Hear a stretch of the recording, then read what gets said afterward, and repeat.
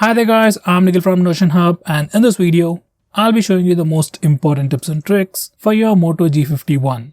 By the way, I'll also be making a dedicated video for the best features where I'll talk about all the features offered by this phone. So definitely check out that video as well, link will be in the description.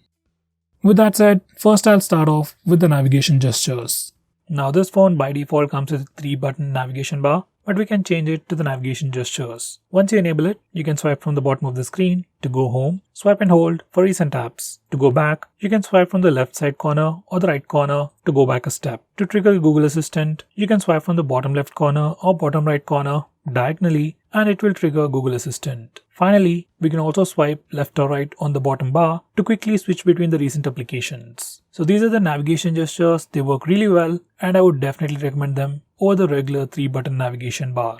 Next, I'm going to show you how to open split screen mode. For that, first we need to go to the recent apps page and then click on the app icon and then select split screen. Once you do that, that application will open up in the top window and we can select the secondary application from recent apps or the app drawer. Now this is something that you can find on all of the phones, but on this phone, we also have a nice gesture. You can enable the toggle from here. Now once you enable this feature, you can just swipe from the left edge of the screen to the right and back to open the current application in split screen mode. And then you can select the secondary application from the app drawer. Now even though most of the applications support split screen mode, there are still some applications that might not support this feature. So to fix that, first we need to enable developer options. For that, go to settings, about page, and then click on the build number 7 times. Once you do that, developer options will be enabled.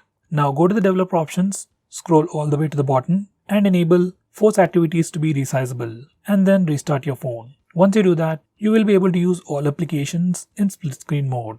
Next, I'm going to show you how to take screenshots. Now the default way is to use the buttons. Just long press the volume down button and the power button both at the same time to take a screenshot. On this phone, we also have the 3-finger screenshot gesture. So to use that, you just need to enable this toggle and once you're done, just touch and hold the screen with 3 fingers at the same time to take a screenshot. Once you get a screenshot, you'll see a preview and some extra options to edit the screenshot, share it, or even do a direct Google image search, which is a pretty cool feature. Next, we can also record the screen on this phone. You can do it directly from the notification toggles. If you long press the record toggle, you can also change the settings for this screen recording feature.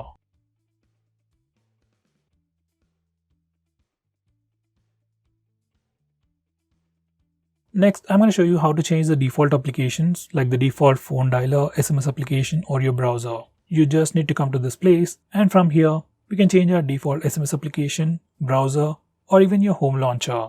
Next, if you want to display the battery percentage on the status bar, you just need to enable this toggle. Once you're done, you can see the battery percentage on the status bar.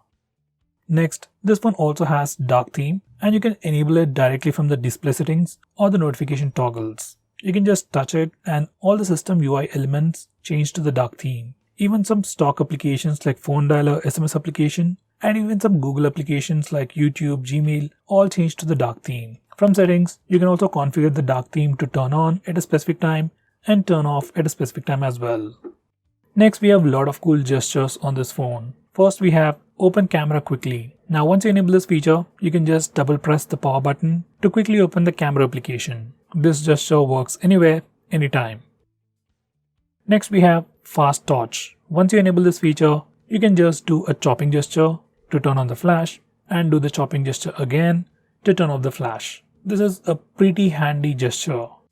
Next, we have peak display. You can enable it directly from the display settings or the Moto app. And once you enable this feature, whenever your phone is locked, if you get a notification, you get to see it on the display. From here, you can have some brief information about your phone, like the time, battery percentage, all the notifications, and you can also interact with those notifications. Peak display is a pretty unique feature that you can find only on this phone, and I would definitely recommend you to try it out.